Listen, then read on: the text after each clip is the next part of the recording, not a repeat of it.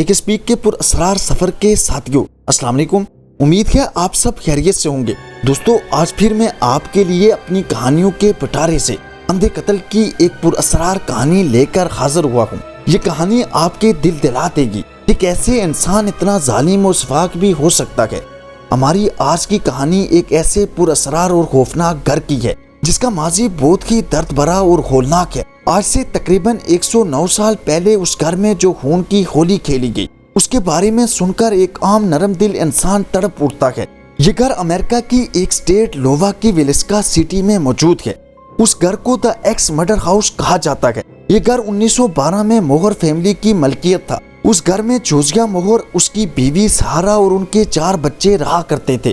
یہ ایک happy family تھی۔ تب یہ ایک چھوٹا سا ٹاؤن تھا اور یہاں کے بسنے والے لوگ ایک دوسرے کو اچھی طرح جانتے تھے۔ یہ 10 جنوری 1912 کی رات تھی جب موہر فیملی کے گھر کے قریب ایک چرچ میں گئی ہوئی تھی۔ رات کے تقریباً 9 بجے یہ سب چرچ سے نکل کر پیدل ہی گھر کی جانب چل نکلے۔ ان کے ساتھ ان کی 11 سالہ بیٹی کی 2 سہیلیاں جو اسی کی ہم عمر تھی، ان کے ساتھ جا رہی تھی۔ وہ رات اپنی سہیلی کے ساتھ رہنے جا رہی تھی۔ گھر پہنچ کر بچے کچھ دیر تو کھیلتے باتیں کرتے رہے، پھر وہ سب اپنے اپنے کمروں میں جا کر سو گئے۔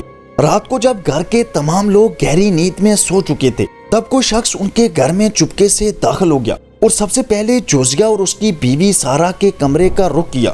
اس نے ان دونوں کو ایک کلاڑے سے بری طرح مار ڈالا۔ پورے کمرے میں ان کا خون اور جسمانی اعضاء پھیل چکے تھے۔ اس کے بعد اس بے رحم قاتل نے بچوں کے کمروں کا رخ کیا اور وہاں موجود 6 بچوں کو بھی اسی بے رحم انداز میں قتل کر کے ان کے ٹکڑے کر ڈالے۔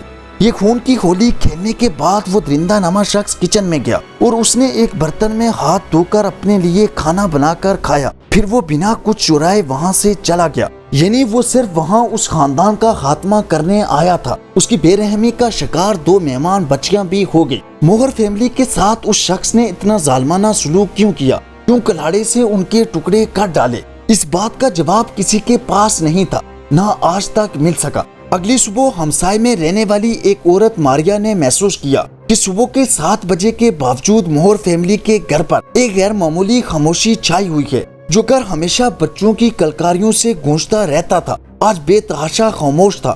اس نے 2-3 بار سارا کو آواز دے کر خیریت دریافت کی، مگر کوئی جواب نہ ملا۔ وہ فکر مند ہو گئی۔ اس نے فوراً جوزیا کے بھائی روس موہر کو اطلاع دی کہ آپ کے بھائی کا گھر صبح سے کسی غیر معمولی خاموشی کا شکار ہے۔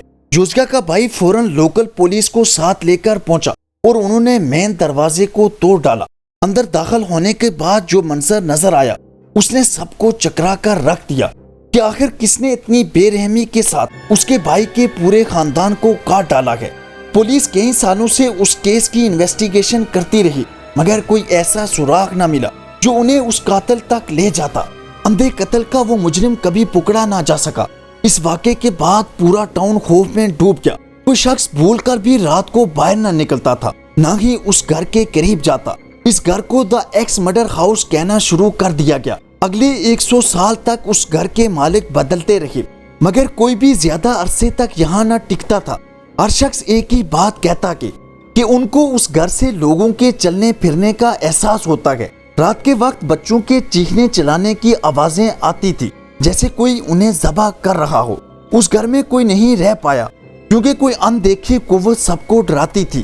پیرانارمل شوز بنانے والے بہت سے لوگ یہاں شوٹنگ کرنے آتے رہتے ہیں، اور تو اور یہاں بچوں کے کھلونے اکثر حرکت کرتے اور ایک جگہ سے دوسری جگہ منتقل ہوتے رہتے ہیں۔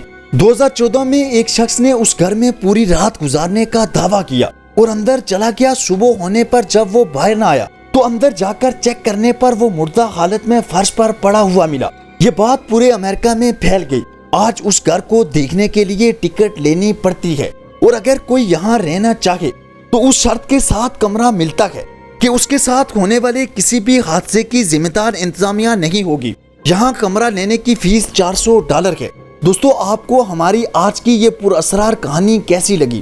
کمنٹ سیکشن میں ضرور بتائیے گا۔ خوش رہیں اور خوشیاں بانٹیں، یہی اس عارضی زندگی کا حسن ہے۔ شکریہ۔